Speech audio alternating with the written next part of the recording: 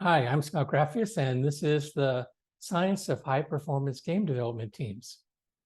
Behind every great video game is a team of creative and technical wizards, creators, storytellers, designers, artists, developers, testers, and many others, all collaborate and leverage a diverse range of hard skills and soft skills to craft an exceptional end product. Of the many skills, one is paramount. This talk reveals that critical skill and provides a deep dive on it based on the science of high-performance teams.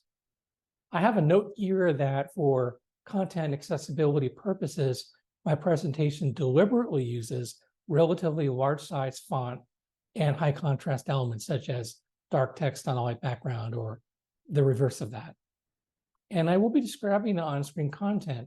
There are a few slides, particularly at the beginning, where it may be word for word or thereabouts, but for the most part, I'll be either elaborating or summarizing any on-screen content. We're back.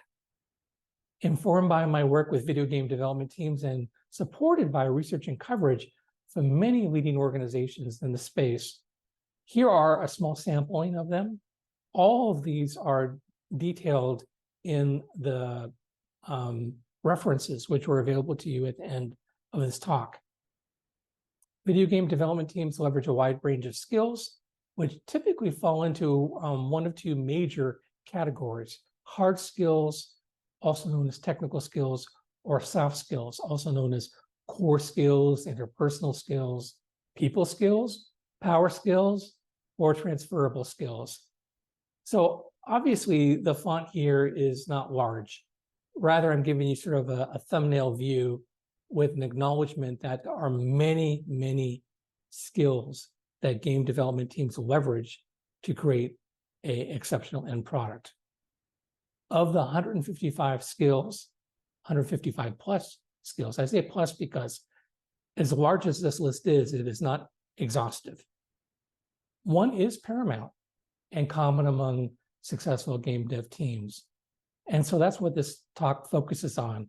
At the category level of hard skills and soft skills, Computer World talks about, in their discussion about roles that leverage, highly leveraged technology to fulfill its deliverables. There's discussions of game development, AI, and others. And so they say that soft skills are becoming a key focus. Game developer likewise talks about soft skills. Combining soft skills and technical expertise will advance your video game development career. And rounding out examples of soft skills by those in the industry and supporting organizations, the new perspectives in software engineering, particularly the chapter on video game development, talks about, quote, soft skills represent a key factor for success. So that's at the category level of soft skills. But what is the skill within soft skills? Well, one way to uncover what's important to a company is to look at their job listings. That's what I found. And so I did just that. And Rockstar Games, for a role for programmer, which I give you the citation. Again, all the references are available to you at the end of the talk if you're interested. They say that one of the requirements is, quote, excellent teamwork skills. Now, this is for a developer role, but this requirement also applies to other roles in the organization. Also, Ubisoft says something similar. Teamwork is essential. And rounding it out in sort of typical Activision, Infinity Ward, Call of Duty fashion, AAA teamwork is how Activision sums it all up. So we're talking about teamwork, which is a soft skill. This talk will dive into that as it relates to the science of high performance teams. And we'll give you, most importantly, information you can use based on the science of high performance teams, because I already said that. So here are the objectives for this talk. First is that a confluence of skills or a mix of skills, including and notably team development, are essential. We've covered that in large part already. And then the characteristics of each of the 5 phases of team development based on the science. And then most importantly, the usable strategies that you or somebody else in your organization can apply to help improve the team's effectiveness, which is highly correlated with happiness and success of individuals on the team, and which also relates to the company as well. So here's the agenda, how the talk is structured. There's the introduction, objectives, and agenda, and that's almost done. Excuse me, some information about me briefly as it relates to this talk. And then the 5 phases of team development, rounded out by a quick overview as a conclusion, and then talking about the takeaway and feedback. So here's some information about me. I'll go through this rather quickly. I'm a Agile project management practitioner, consultant, author, and speaker, and the founder and CEO of Exceptional Agility. And I have a range of credentials and experience in diverse businesses and industries. I'll call out a few examples here. Within R&D, there's AI work, and within entertainment, there's certainly game development. There's also streaming video, over-the-top video, as it's also referred to, OTT, as well as cinema, music, television, and other aspects of entertainment, as well as other businesses and industries. And my engagements have taken me to 25 countries and counting. And content from my books, which are 2, my talks and workshops and more, have been referenced and used by a range of organizations. And here are some of them. And of these, I'll highlight just 2 or 3. Microsoft, mobile application development, Yale University, and many others. So the 5 phases of team development, here we are. Dr. Bruce Wayne Tuckman, who received his doctorate in psychology from Princeton University, did extensive research on what was called team dynamics. By the way, as it relates to this presentation at least, group dynamics, team performance, group performance, team development, teamwork are used somewhat interchangeably. So Dr. Tuckman did extensive research on team dynamics, then he published his groundbreaking model in 1965. Why are we talking about this? It was 1965. Well, because it's still relevant and beneficial and in great use today. Earlier, I showed you some examples of game dev related companies, publishers, distributors that were inputs to this presentation. And again, they're all in the bibliography. These are also in the bibliography. This is just a sampling of organizations that use and advocate the model that was introduced by Dr. Tuckman. In the upper left-hand area, I do have Sony PlayStation, but I also have a range of other organizations, just to give you a sense of the variety. Google, IBM, Microsoft, Imperial College London, Scaled Agile, Software Engineering Institute, NASA, and many others. Again, they're all in the bibliography. So to underscore the continuing relevance and value of the model that was introduced in 1965, this talk is based on 150 sources, and most of which were published in the last 10 years. And when it comes to talking about models that are potentially complex, this one can be unnecessarily complex. I don't think it needs to be, though. What I have done is I have favored creating visuals with practical examples, and I found that this can be very, very helpful, and the feedback has reinforced that point. So informed by the research of Dr. Tuckman and his colleague, Mary Ann C. Jensen, the over 100 subsequent studies, which I diligently reviewed and extracted sort of the characteristics, the performance, the strategies, and put them into sort of plain language format, along with my own experience and analysis of team leadership and performance, I created this unique perspective called the phases of team development. And it gives a visual of the 5 phases of team development based on the science of high performance teams, which is inclusive of a graph, showing how performance varies by phase, as well as the characteristics and strategies for each phase. I guess I already said that. And just as it relates to this talk, clip art just does not work. So there's no clip art. And as tempting as it was, no stock photos, none. And absolutely no generic content, not having it in this talk. So here's the phases of team development, which is my custom visual to give you sort of the big picture. Earlier, I mentioned using large size font for content accessibility. Here, it's just a thumbnail of the visual. And in a moment, be zooming in on the content, so it'll be much larger and easier to read on screen. So sort of in the middle area of this visual are the 5 phases of team development going from left to right: forming, storming, norming, performing, and adjourning. And by the way, Dr. Tuckman and the subsequent research makes the point that this model, this framework is agnostic in that it applies to all sorts of teams. Yes, certainly some details can vary from one team to another, such as a 1-year-long traditional waterfall project team is different from a 2-week sprint. But nevertheless, these phases still apply. Some of the details might vary slightly, but the phases still apply to all sorts of teams.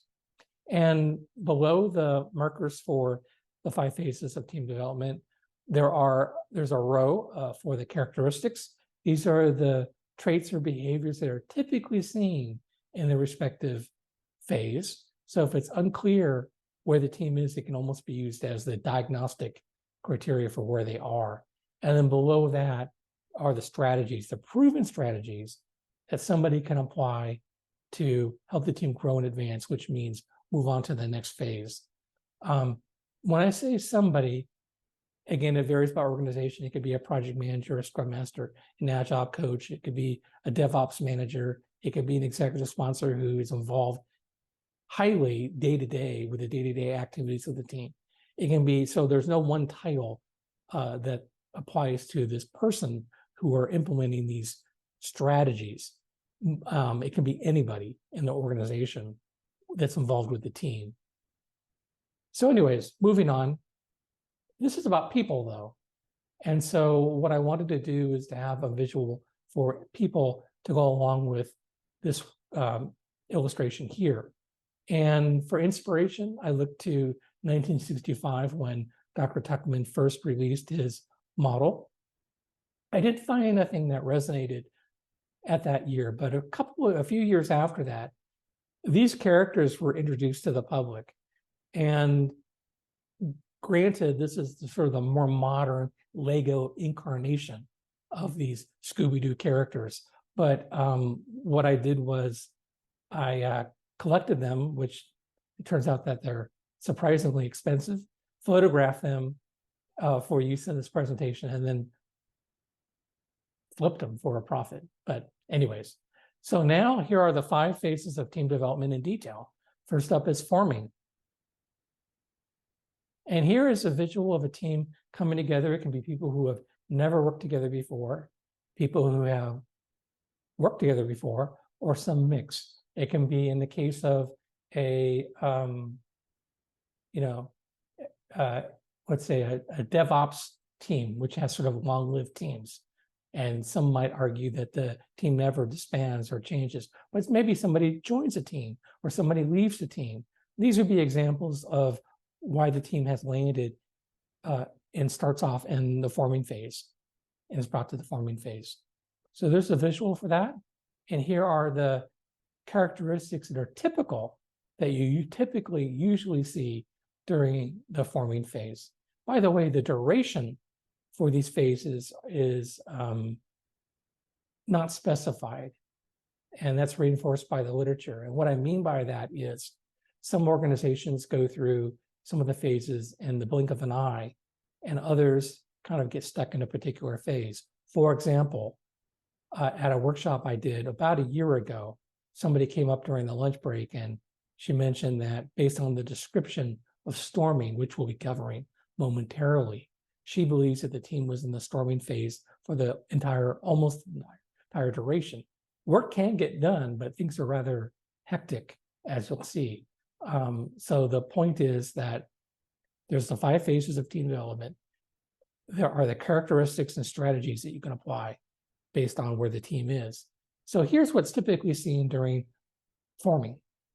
Things are new, and with that comes socializing, generally polite tone, people sticking to safe topics. But no matter how much information is known or shared, it's at the beginning, and there can be some things can be unclear or unknown, and that can translate to a level of anxiety and questioning, which is perfectly normal, according to Dr. Tuckman.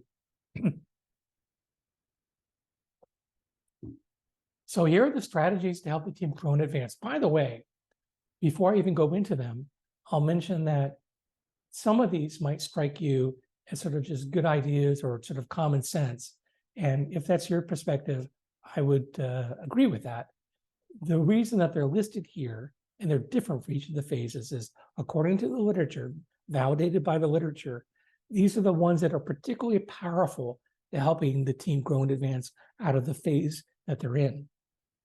Here, somebody, Scrum Master, Agile Coach, Project Manager, whoever this person is that's appropriate for your organization, taking the lead, being very visible. And you don't have to do an icebreaker, but they can be very helpful, particularly if there are people who haven't worked together before. And by the way, icebreakers don't have to be a big deal. They can be, it can be a minute per person. It could be 30 seconds per person. The whole thing can be 5 minutes. The value is there, according to the literature, particularly if there are people who haven't worked together before. But even people who have, it can be helpful. Giving the big picture, establishing expectations, and success criteria. I kind of mentioned those all in almost the same breath because they sort of overlap and can, in some companies, mean almost the same thing. What I mean by that is, let's say you're in an organization, and everybody won't be, but you're in an organization that's sort of a top-down, date-driven. And if it's true that this project must be done no later than December 1st, if that's true, well, don't you want to know about that on now and not a month from now or 2 months from now? So whatever it is that's known about the project, sort of the requirements or the high-level objectives or any success criteria should be shared immediately with the team as quickly as possible. And whenever there are questions or concerns or issues, there should be very quick response times. That's very helpful for this team to grow and advance out of the forming into the, which brings them into the storming phase, which is, according to Dr. Tuckman, is inevitable. A very different visual for the team. There can be, it's perfectly normal, some level of resistance, which may translate into a lack of participation. There can also be differences of opinions and conflict.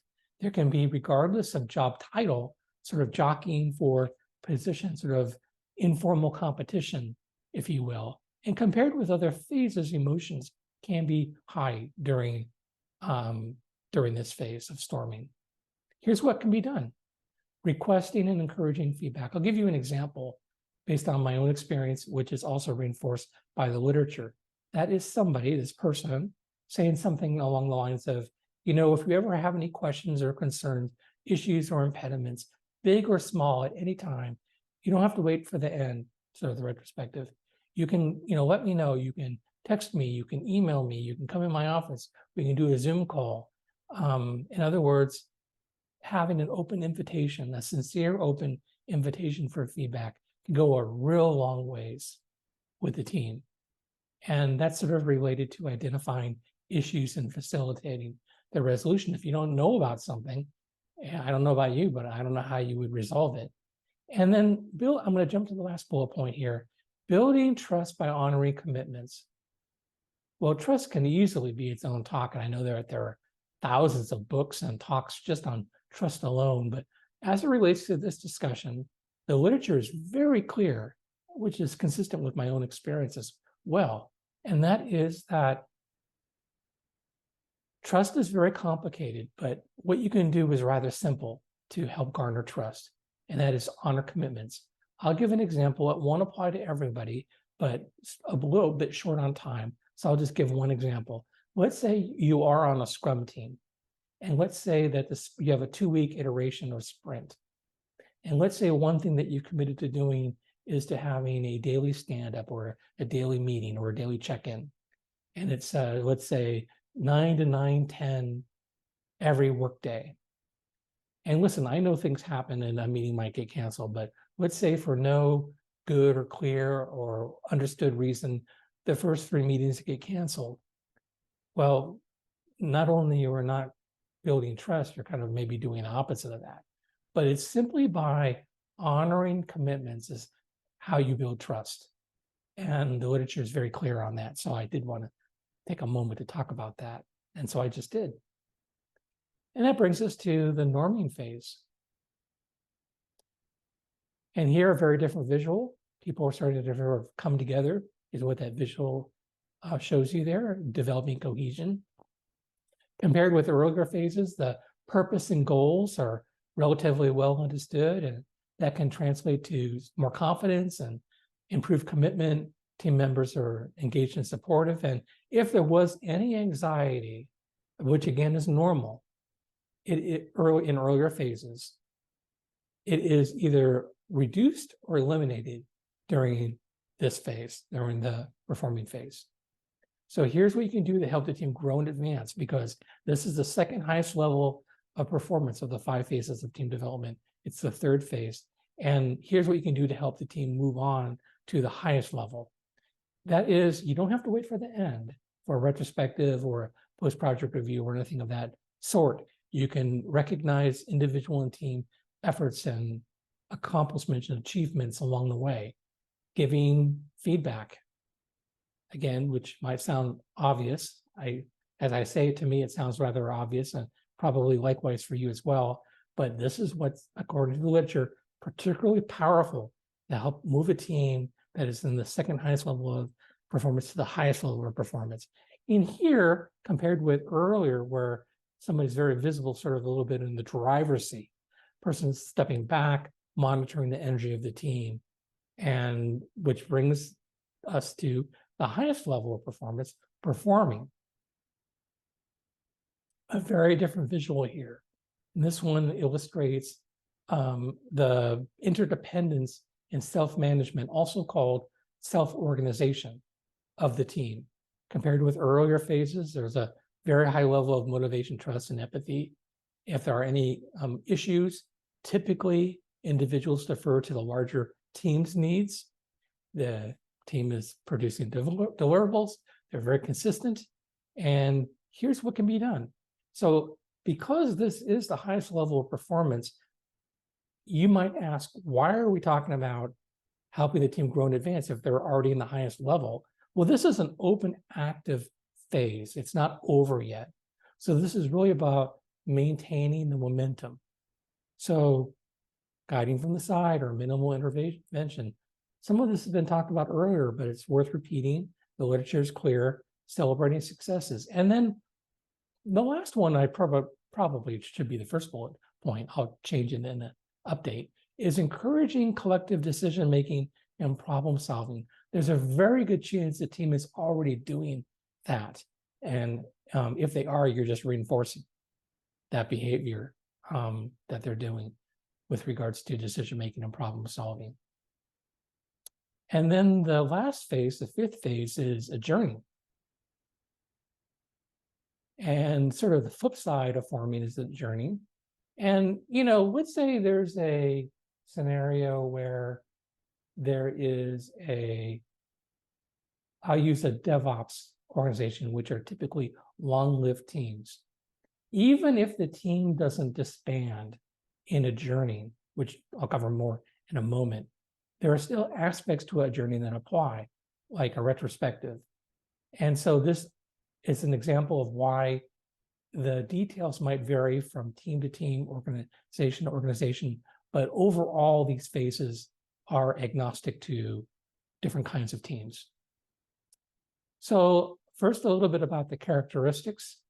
I want to mention that Dr. Tuckman, when he introduced his model in 1965, it was forming, storming, norming, and performing. That might be why some people, even today, still say there are 4 phases, but that's not really correct.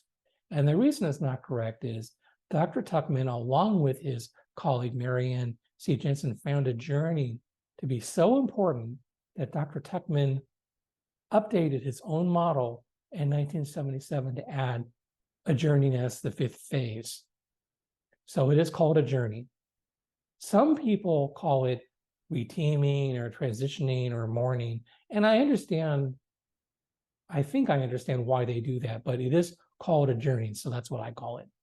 And one reason why, if you're wondering, mourning is sort of a popular alternative label, it should be called a journey though, is potential sadness. So here's a scenario which won't apply to everybody, but let's say you're in sort of a waterfall, traditional project. It ran for a year.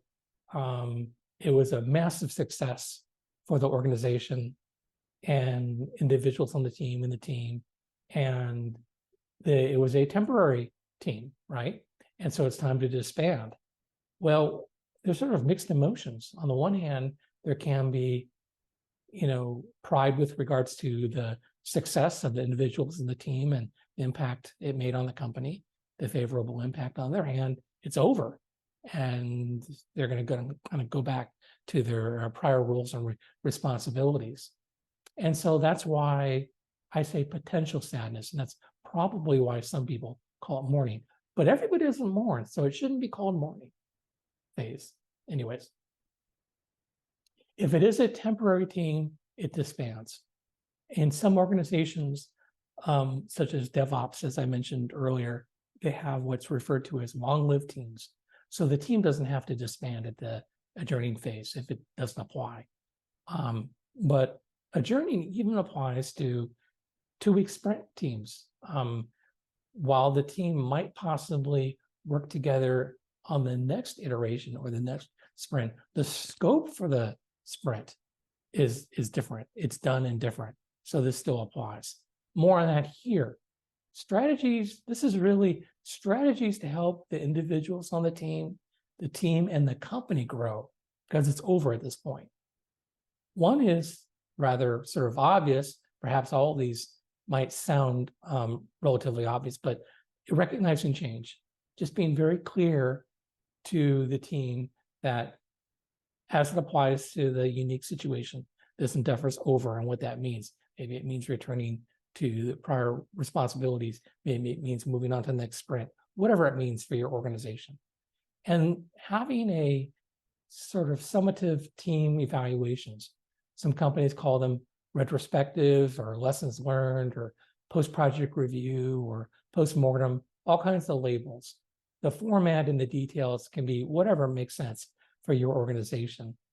The most common format is, what went well, what didn't go well, and what would we change?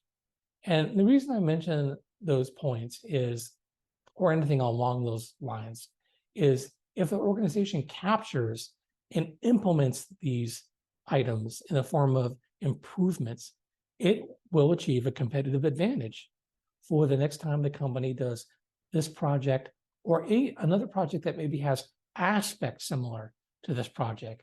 It will have a competitive advantage. And then I want to jump to the last bullet point here, which cannot be overstated its importance. Certainly, its meaning will vary by organization, but having some sort of an acknowledgement and some sort of a party or celebration as it applies to your company can be extremely helpful. Not only is it appreciating the individuals on the team as a whole, but it's also communicating to others in the company, maybe who weren't even involved in the team, that the company really appreciates the hard work, diligence, and results of the team. So it might be in the case of a in-person co-located team, I might be going out to a restaurant at company expense for a celebration. It could be maybe a few minutes at the end of a town hall meeting or a company meeting. It can be whatever makes sense for your company. And it can be done. The details will vary, whether it's an in-person team, a team that's distributed virtually around the world, or some combination thereof. It can be done. It's very important and very powerful.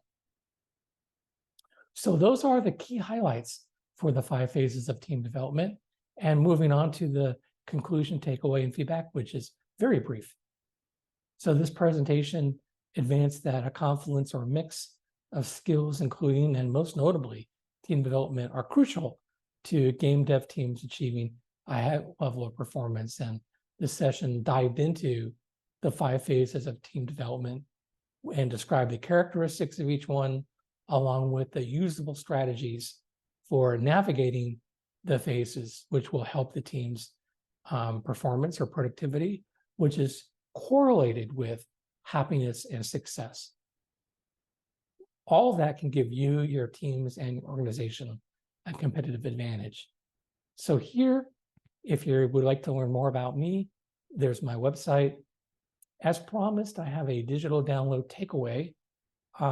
It contains the main visual of forming, storming, norming, performing with the graph above and the characteristics and strategies below, as well as the detailed bibliography, the references. So that's a PDF. If you'd like that, you can scan the code or enter in the short URL, which I'll list, bit.ly/GAMEDEV-7. I would also be extremely grateful for any feedback. Feedback is not limited to projects or sprints or anything of that nature. It's also talks. It's very important for me to understand how what you found valuable, if you have any suggestions, any other forms of feedback. I've kept it rather short deliberately. And for feedback, I think it's 3 questions: your name, your email, which is optional, and what did you think? So I deliberately kept it very simple. I don't know about you, but I'm a bit tired of robots checking to see if I'm a robot. So there's no CAPTCHA, there's no authentication for the takeaway or for feedback. I would welcome you downloading the takeaway, and I look forward to getting your feedback. If I didn't mention it already, the short URL for feedback is bit.ly/YES-7.